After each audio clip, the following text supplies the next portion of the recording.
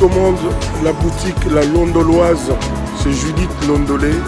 Si vous voulez être classe, chic, être habillé, être admiré. Parole de mon Pao Mokonzi.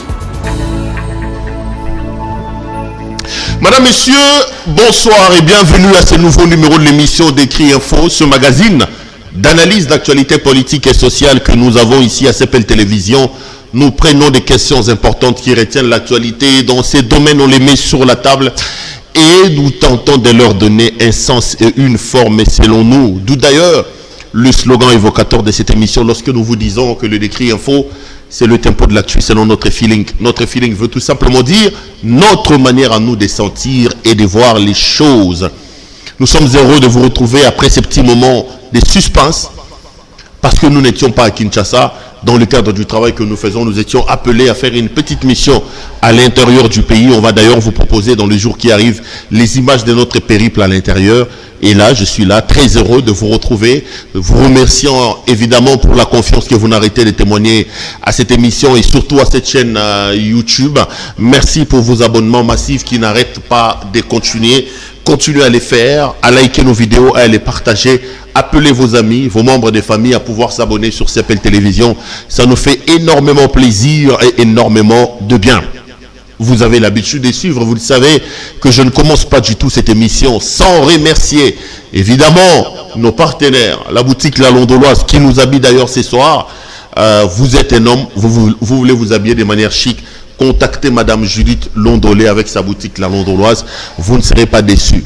Vous voulez vous habiller, c'est simple, vous avez vu le numéro qui s'affiche dans son spot publicitaire, appelez ce numéro-là, entrez en contact avec la boutique La Londoloise, passez vos commandes, je l'ai dit, ce n'est pas la première fois, je le répète, nous portons garant en cas de problème, prenez-nous comme responsable, nous CPL Télévision, je suis Claude Peroulouara, je ne prendrai pas les risques d'exposer mes téléspectateurs dans une aventure sans lendemain. Si vous faites des commandes et qu'il y a des problèmes, contactez-nous, nous portons la responsabilité, nous sommes là comme gage du sérieux de cette boutique-là, si vous voulez être sûr de vos commandes. Merci à ceux qui nous appellent, à ceux qui poursuivent, comme nous avons l'habitude de les dire, le débat dans le couloir. Appelez-nous, continuons les débats parce que j'ai toujours dit ici que du choc d'idées, la lumière finit toujours par jaillir. Hein. Vraiment, j'ai puisé dans mes dernières réserves pour faire cette émission. Si vous faites un tour dans notre chaîne, vous allez d'abord regarder les images des obsèques de notre amie Sarah Fanny Dacouz. Quelle perte énorme, les amis.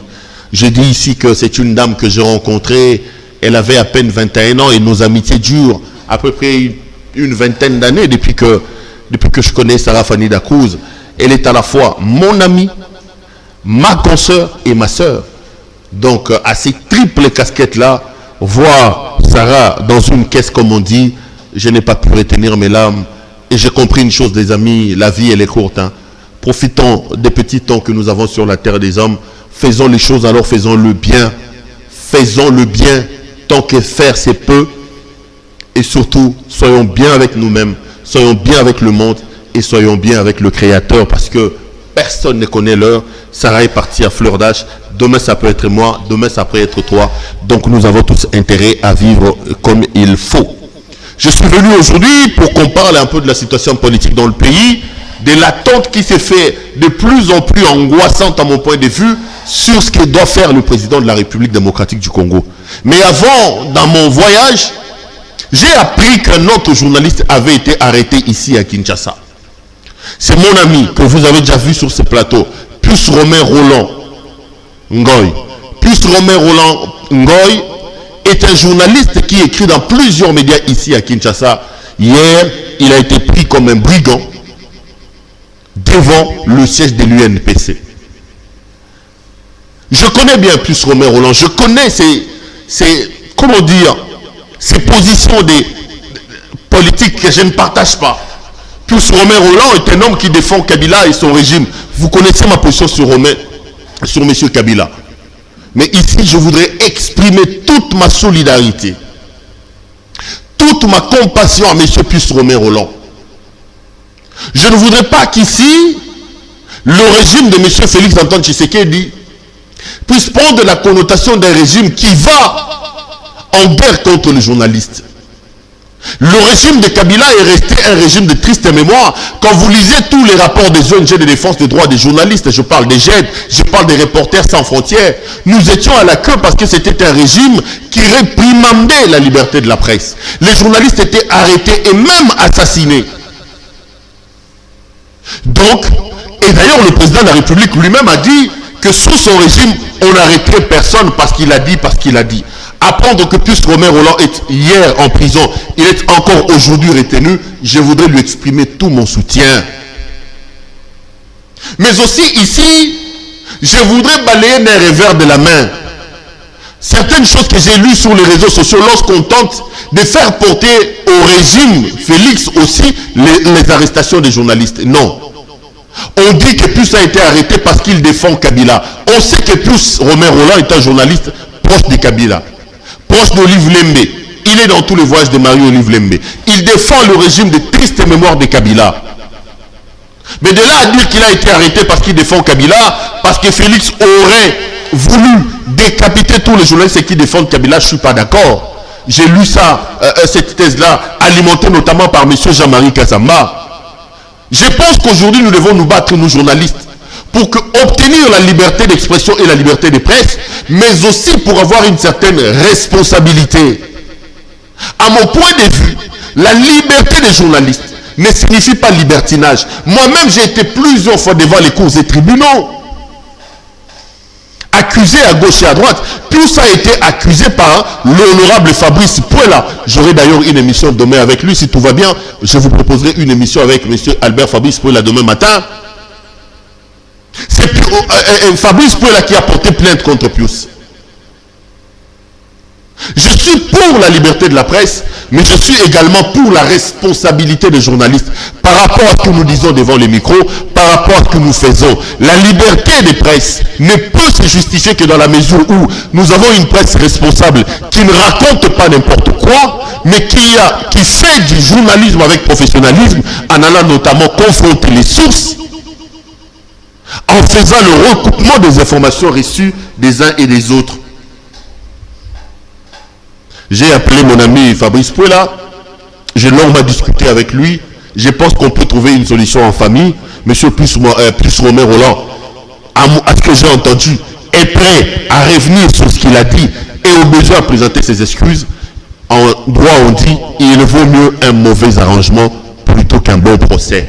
Si on peut trouver un mauvais arrangement pour faire cette histoire et pour permettre à Pius Romain Rolland de retrouver sa femme et ses enfants, je serai l'homme le plus heureux du monde et on verra ce qu'on peut faire. Entre-temps, je tiens à exprimer ma solidarité, je tiens à exprimer mon soutien à M. Pius Romain Rolland parce que c'est extrêmement important. J'en viens à ce pourquoi je suis venu vous voir aujourd'hui. Le président de la République avait parlé le 23 octobre. Le 2 novembre, le président de la République a lancé ses consultations. Le 23, le président nous a dit qu'il avait des difficultés, il y avait des divergences de vues avec son partenaire, M. Kabila. Et le même jour, le président dit, de la semaine prochaine, je veux lancer une série de consultations pour recueillir les avis des personnalités, des forces politiques et sociales les plus représentatives de la nation. Effectivement, le 2 novembre, le président de la République a lancé les consultations. Il a consulté et le 6 décembre, le président est revenu pour nous dire halte à l'alliance. Point de besoin de rappeler ici, si vous avez l'habitude de suivre, j'ai toujours dit que j'étais et je soutiens le président dans le cadre de la rupture de ce mariage contre nature qu'il est allé conclure avec M. Kabila.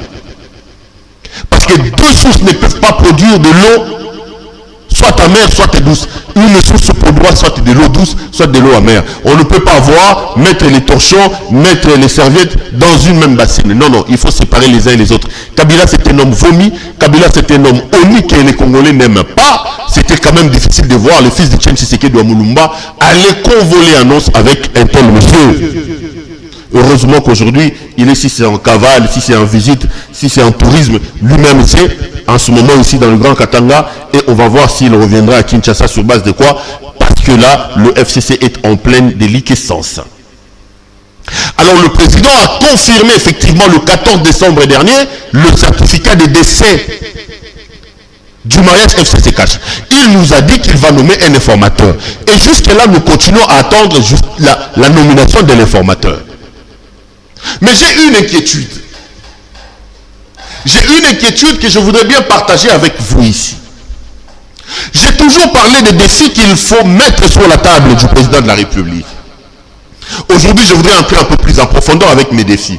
J'avais dit au président de la République, bravo monsieur le président, Kabila est mis de côté, nous vous soutenons dans ce sens, mais n'oubliez pas monsieur le président qu'il y a un défi. Il y a un défi qui se présente devant vous et vous avez 3 défis majeurs à relever. Le premier défi, s'il faut le répéter d'ailleurs, il vous souviendra que j'avais pris l'engagement ici de rappeler tous les jours au président de la République ces 3 défis. Le premier défi, c'est le défi de l'organisation des élections. Il faut que nous ayons des élections à date échue. Et pour ça, j'ai posé 2 postulats. Le premier postulat, j'ai dit, monsieur le président, vous n'avez pas le droit de tordre le cou à notre démocratie. Premier postulat, organiser les élections dans la date. Respecter les délais constitutionnels. Et le délai constitutionnel voudrait que en 2023, que nous ayons des élections. Et sur ce point-là, j'ai dit au président, monsieur le président, faites attention, ne suivez pas le coup de sifflet des turiféraires, des gens qui sont autour de vous, qui parlent déjà des élections en 2023 en réappliquant l'article 70 de Lambert Mende Omalanga, quand il nous disait tout le temps, le président de la République reste en fonction jusqu'à l'installation du nouveau président élu. Deuxième postulat sur l'organisation des élections, j'ai dit, il faut que le président relève le défi d'organiser des élections les bonnes. Parce que les 3 cycles électoraux qui sont passés avec Kabila, c'était de la catastrophe et de la mafia, de l'escroquerie à ciel ouvert. C'est là que nous avons eu des expressions du genre la vérité des urnes. Que ce soit en 2006, ça tirait avec Jean-Pierre Bemba. En 2011, Kabila a volé l'élection de Etienne Tshisekedi. Et en 2018, Martin Fayulu réclame encore jusqu'aujourd'hui son élection. Je ne dis pas que Fayulu avait gagné, je relève ce que Martin Fayulu dit. Deuxième défi majeur du président de la République, j'ai parlé de l'organisation des élections. Deuxième défi, j'ai parlé de la gestion des ambitions. Troisième défi, je parle du défi lié au social des Congolais. Il y a des gens qui m'ont appelé pour me dire, Péro, tu ne peux pas aussi être exigeant avec Félix Antoine Tshisekedi. Ça fait 2 ans qu'il est là, quelle magie. Je n'entends pas que le président, comme sur une baguette magique, transforme le Congo. Non, ce n'est pas ce que je lui demande. Je pense que le mal dans lequel on se trouve est tellement profond. Même s'il a un mandat de 5 ans, en 5 ans, je n'attends pas que le Congo devienne la Belgique ou la France. Mais j'attends que les signaux positifs soient donnés. Les Chinois ont l'habitude de dire un voyage de 1000 km commence par un pas. J'attends que le président pose des actions, pose des jalons du redécollage de ce pays. Même s'il ne peut pas d'une certaine manière, comme dans une baguette magique, transformer le Congo, le président de la République en 3 ans qui restent peut poser les jalons.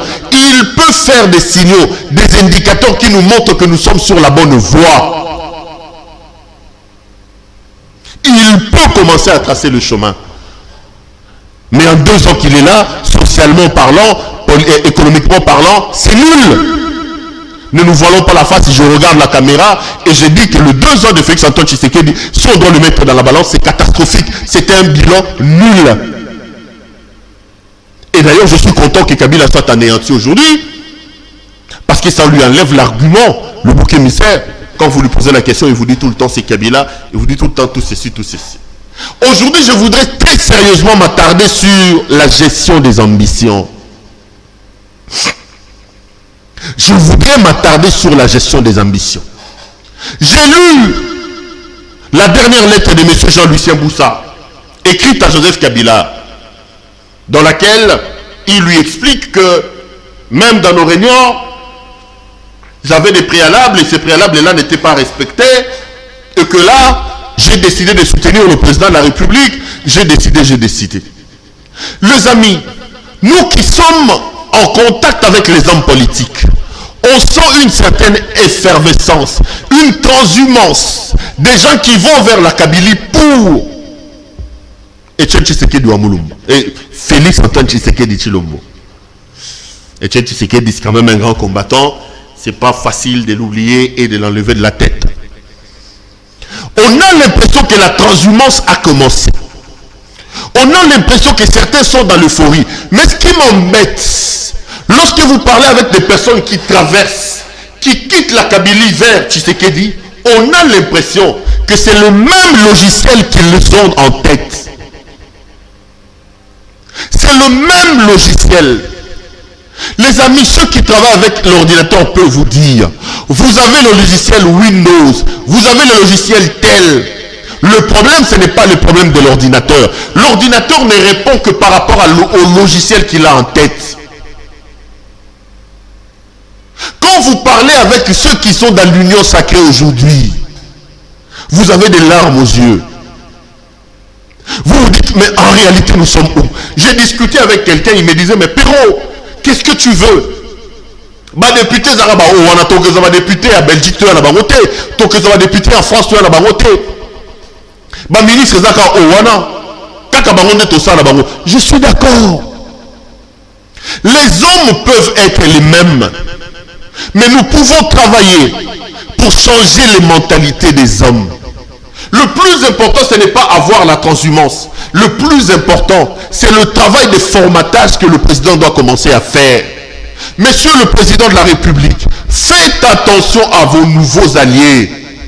J'ai toujours dit ici que Kabila a anéanti monsieur Félix Antoine Tshisekedi a mon soutien, moi comme Congolais, sur la question de l'anéantissement de Kabila. Une fois que Kabila sera anéanti, je serai impitoyable avec le président de la République. Parce qu'aujourd'hui, si on vous demande de l'eau, vous allez dire Kabila a bloqué. Si on vous demande de l'électricité, vous allez dire Kabila a bloqué. Mais maintenant que Kabila est en villégiature, maintenant que Kabila est, si c'est en tourisme, si c'est en fuite, personne ne sait. Et que Félix Antoine Tshisekedi commence à récupérer les commandes. Nous avons besoin d'un formatage. Sinon, qu'est-ce que l'on peut obtenir des gens qui quittent? J'ai quelques listes ici. J'ai devant moi la lettre de M. Jean-Lucien Boussa. Je veux les lire quelques lignes. Le même Jean-Lucien Boussa ici, les amis, rappelez-vous, c'est lui qui était avec Jean-Pierre Bemba Gombo. Il quitte Jean-Pierre Bemba Gombo. Il est allé dans l'opposition quand il y avait la dynamique de l'opposition, les histoires de Tshisekedi et les autres. Il était là.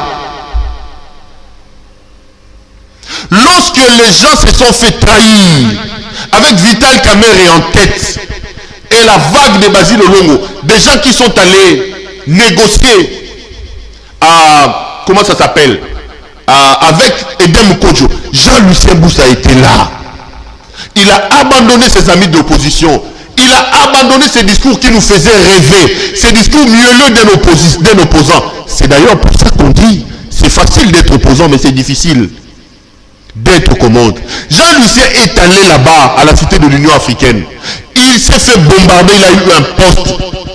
Après de là, Tchibala arrive, il est au gouvernement de Tchibala. Il va adhérer au FCC. Après le FCC, les amis, il reste au gouvernement. Et aujourd'hui, nous parlons, il entend parler de l'Union sacrée, il écrit une lettre à Joseph Kabila, il tourne le dos à Joseph Kabila pour embrasser Félix Antoine Tshisekedi. Pouvons-nous attendre quelque chose de bon et de bien de la part de cet homme? C'est la question que je me pose. Je réponds oui et non. Oui, pourquoi?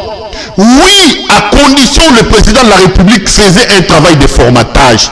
C'est un Congolais comme tous les autres, un intellectuel, mais il faut formater sa tête. De lui, je prends comme un échantillon. Je parle de tous les Congolais.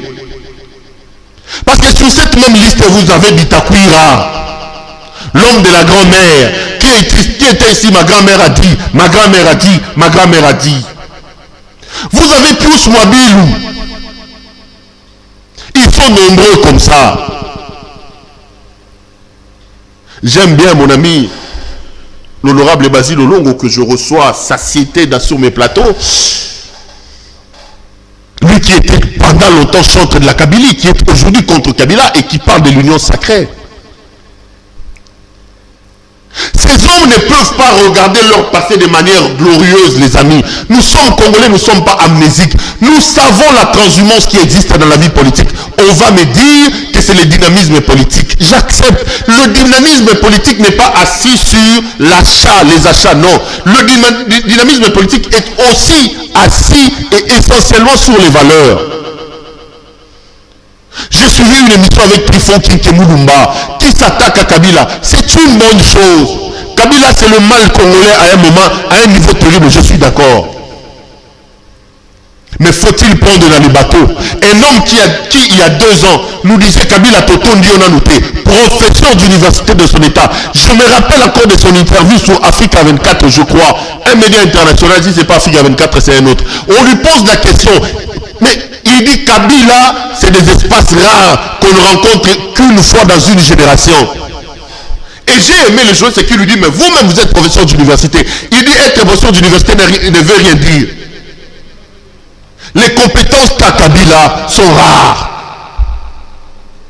Aujourd'hui, le même homme va dans l'union sacrée. Il est en train de chanter Félix Antoine Tshisekedi. Monsieur le président de la République, faites attention à vos nouveaux alliés.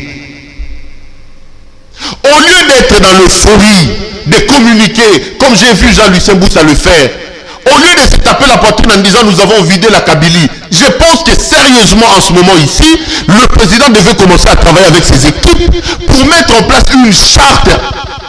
Il faut qu'il y ait une charte, les amis, sur les actions qui doivent être menées, sur le comportement que les alliés doivent avoir, sur la vision de M. Tshisekedi.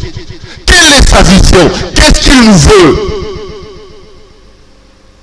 Augustin Kabouya, Jean-Marc Kabound, c'est sur ça qu'il faut travailler, pas sur les tralala que je vois ici. Kabila est en train de finir, mais nous allons vous regarder. Il ne faut pas qu'après les kabylistes nous disent ah, attendez, il vaut mieux un diable que tu connais plutôt qu'un saint que tu ne connais pas. J'appelle à un travail de formatage. Je voudrais que le président de la République se donne le temps, non pas d'ouvrir ses bras à recevoir n'importe qui. Il peut recevoir les gens, mais quelle est l'idéologie de ces gens-là? Qu'est-ce qu'on nous amène pour le pays? Notre mal est tellement profond, les amis. Il a plu ici à Kinshasa. Faites un tour. Faites un tour. Faites un tour. Allez sur le boulevard Triomphal. Des millions de dollars ont été engloutis sous le régime de Kabila pour construire ces tronçons de route. L'eau jusqu'aux genoux. Allez sur le boulevard Lumumba. Les maisons sont remplies d'eau ici à Bandal et partout ailleurs. Aujourd'hui, on nous parle de couvre-feu. Ça a encore englouti les populations dans la souffrance. Ces gens qui mangent au jour le jour, qui restent tard la nuit en train de chercher quoi mettre sous la dent, on leur a imposé un couvre-feu. Le mal est profond, les amis. Ne nous fions pas à ces tralala qu'on voit à la surface ici. Il faut qu'un travail de fond soit abattu. Aujourd'hui, je viens pour lancer une alerte à monsieur le président. Alerte au formatage. Il faut formater les gens. Ces gens qui quittent la Kabylie ont un logiciel dans leur tête. La médiocrité. La prédation, le pillage, le vol. C'est des antivaleurs qui ont caractérisé les 18 ans de Kabila. Quelqu'un qui a des millions de dollars, qui a même des milliards, quelqu'un qui a des possessions minières, qui a des sociétés, mais qui ne veut pas ouvrir un peu de champ pour les autres, pour le peuple, pour le pays. Ils veulent tout le temps amasser. Ce sont ces gens-là qui sont en train de quitter le feu de la Kabylie vers ce que certains appellent ironiquement la talibanie. C'est une expression que je n'épouse pas. Mais ici, pour l'amour du Congo, je voudrais attirer l'attention du président de la République. Recevez les gens parce qu'ils sont des Congolais, mais vous les recevez pour quoi faire? Quelle est la vision? Quel est l'idéal? Quelle est la charte? Ça, c'est des éléments importants sur lesquels monsieur le président Félix Antoine Tshisekedi devrait commencer à réfléchir aujourd'hui. Malheureusement, je souhaite vraiment que l'avenir puisse me démentir. J'ai l'impression qu'on est encore en l'air. on est dans l'euphorie du départ de Kabila. Les gens se réjouissent en disant Kabila est terminé. Kabila est terminé, mais le Congo n'est pas terminé. Si, effectivement, il est terminé. Mais le Congo n'est pas terminé. Le Congo attend de ses intellectuels. Le Congo attend de ses autorités.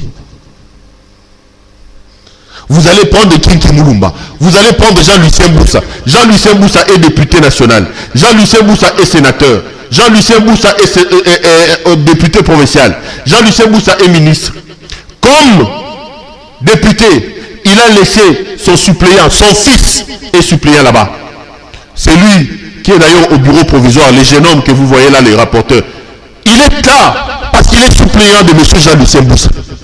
Comme sénateur, M. Jean-Lucien Boussa doit avoir laissé sa femme là. Comme député provincial, il a aussi laissé une autre personne. Donc, dans son parti politique, dans son entourage, il n'y a pas de compétences. Les compétences ne se recrutent que dans son environnement le plus immédiat, dans sa propre famille. C'est lui qui a écrit la lettre. Il vient d'écrire une lettre contre Kabila. C'est lui qui dit à Kabila, je suis parti. Suppléant député national, son fils.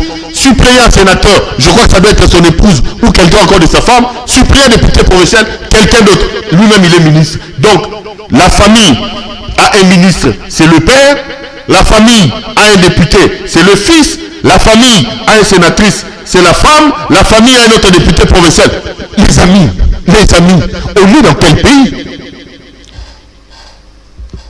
C'est d'ailleurs pour ça que moi, lorsque j'évoque la question de l'organisation des élections, j'ai dit au président de la République, il faut organiser les vraies élections. Et les vraies élections passent notamment par la réforme du code électoral et la réforme des animateurs de la CENI. Il faut empêcher aux gens d'avoir comme suppléant leurs membres de famille. Il faut empêcher aux gens d'avoir plusieurs casquettes. Il est candidat député national, candidat sénateur, candidat député provincial. Vous avez Alphonse Moïka Sanji, lui, sénateur, député provincial. Comme sénateur, suppléant, sa femme, qui l'a remplacé. Lui-même, le père, il est député national, il est à l'Assemblée nationale. Et comme député provincial, il a sa fille Christelle qui a insulté Maman Denise là. Donc dans les partis d'Alphonse Ngoïka Sanji, dans l'entourage de M. Ngoïka Sanji, il n'y a pas de compétences. Les vraies compétences sont dans sa famille. Et quand sa fille insulte Denise Niakerou ici, il nous dit que sa fille a un problème mental. Alors que lui, le père qui savait que la fille avait un problème mental, l'avait pêché comme suppléante députée provinciale. Donc, Alphonse Ngoïka Sanji a laissé à l'Assemblée provinciale de la province du Kasaï oriental un député qui a des problèmes mentaux. Il savait, parce qu'il dit dans une des vidéos quand sa fille a insulté la première dame, que sa fille avait des problèmes mentaux. Malgré sa connaissance de cette situation, il a quand même laissé sa fille députée provinciale. Et un homme comme ça, s'il traverse, vous pensez qu'il va venir avec quel esprit? J'ai peur pour ce pays. J'ai peur qu'on dise, voilà, on tourne à rond. J'ai peur qu'on dise que tous les efforts que nous avons fournis n'ont abouti à rien. Il revient au président de la République d'ouvrir l'œil et le bon. Lui-même, le président de la République, quand vous regardez le casting des gens qui sont autour de lui, vous vous demandez, mais qu'est-ce qui se passe? La première qualité d'un chef, c'est de savoir s'entourer. Regardez les gens que M. Tshisekedi a envoyés au gouvernement. Le casting UDPS est un échec cuisant, un échec total de l'histoire de ce pays. Le plus faible ministre de l'Intérieur, c'est celui que nous avons aujourd'hui. Vous avez vu, il a signé une suspension du DG de la DGM. L'homme est encore là comme directeur général. J'ai rigolé dernièrement, j'ai vu que l'homme qui a été suspendu comme directeur général, il a écrit une lettre dans laquelle il a copié le ministre de l'Intérieur. Quelle provocation! Quelle provocation! Il a dit à Ngobila ici, arrête. Ngobila lui a dit, nous avions des ministres de l'Intérieur ici.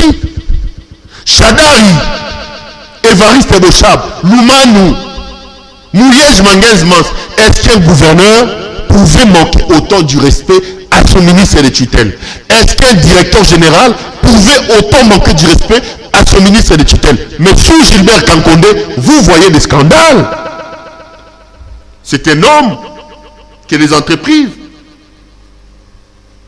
et les provinces sous statutaires ne respectent pas. Regardez les ministres UDPS qui sont au gouvernement, c'est la catastrophe. C'est un casting totalement raté. Regardez la pagaille qu'il y a dans le cabinet du président de la République. C'est tout le monde qui en parle. Le Nicolas Kazadi qui entend le président entrer à jour au Kolamatisi Nicolo. Donc, nous ne sommes pas encore au bout du tunnel. Les gens ne doivent pas être pris par cette euphorie du départ de Kabila. Il faut finalement que M. Tshisekedi nous montre de quoi il est capable. C'est slogan de nous dire que sa politique est basée sur le peuple d'abord. J'ai toujours dit et je le répète, c'est un slogan creux. Il faut donner un contenu à ces slogans-là. Il faut que des actions et les vraies actions soient posées pour donner un sens, pour donner de l'épaisseur à ces slogans du peuple d'abord. Une politique du peuple d'abord, c'est creux. Dans le fond, il n'y a rien. Dans le fond, il n'y a rien, les amis. Dans le fond, il n'y a rien.